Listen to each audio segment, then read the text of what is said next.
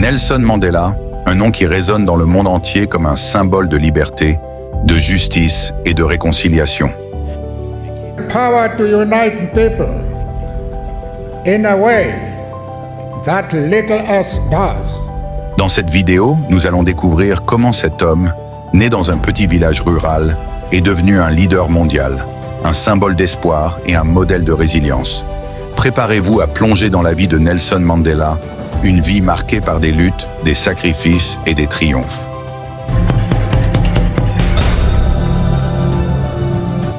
Nelson Rolihlahla Mandela est né le 18 juillet 1918 dans un petit village de Mveso, au sein de la tribu Tembu.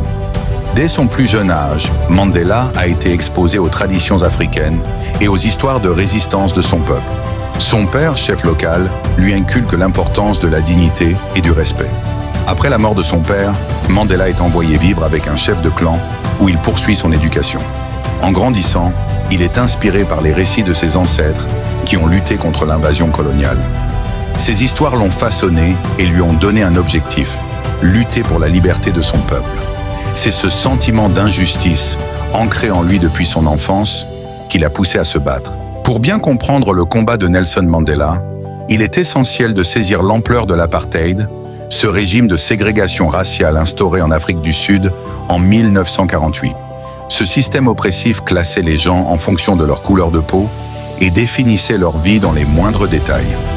Les Sud-Africains noirs, métis et asiatiques étaient obligés de vivre séparés des Blancs, de fréquenter des écoles différentes, de travailler dans des emplois précaires et sous-payés et de vivre dans des conditions déplorables.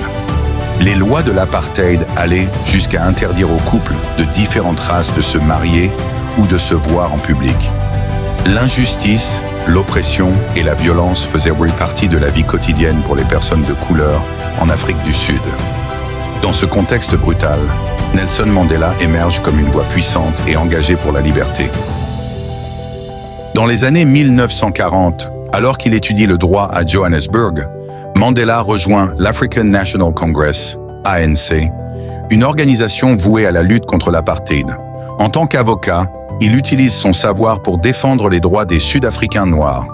Mais il comprend rapidement que les démarches pacifiques ne suffisent pas.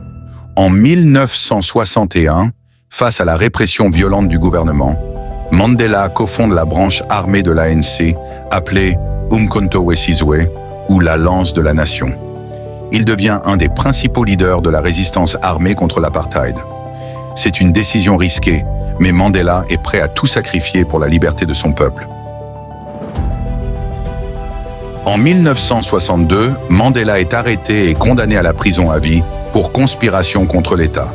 Pendant 27 ans, il est emprisonné, d'abord à Robben Island, une prison isolée au large du Cap, dans des conditions extrêmes. Malgré l'isolement et la dureté de la vie en prison, Mandela continue d'inspirer ses camarades et garde espoir. Durant son emprisonnement, il lit, écrit et devient un symbole mondial de la lutte pour la liberté. De nombreux pays, organisations et personnalités s'engagent pour sa libération. Mandela n'est plus seulement un prisonnier, il est devenu un symbole de résilience et de résistance pour le monde entier.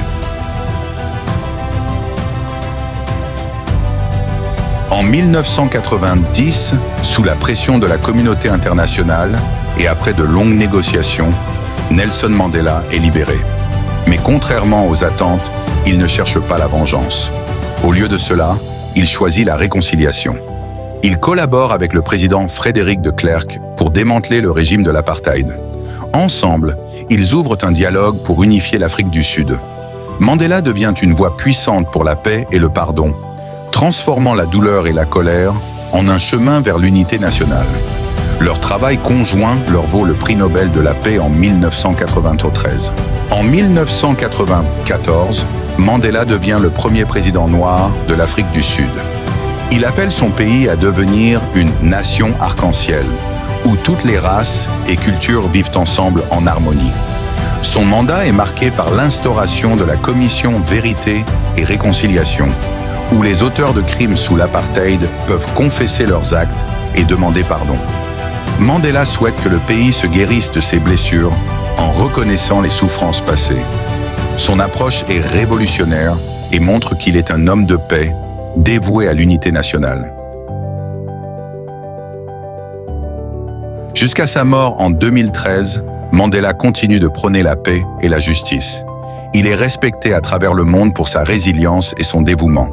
Son héritage inspire toujours les générations à se battre pour la liberté, l'égalité et la réconciliation.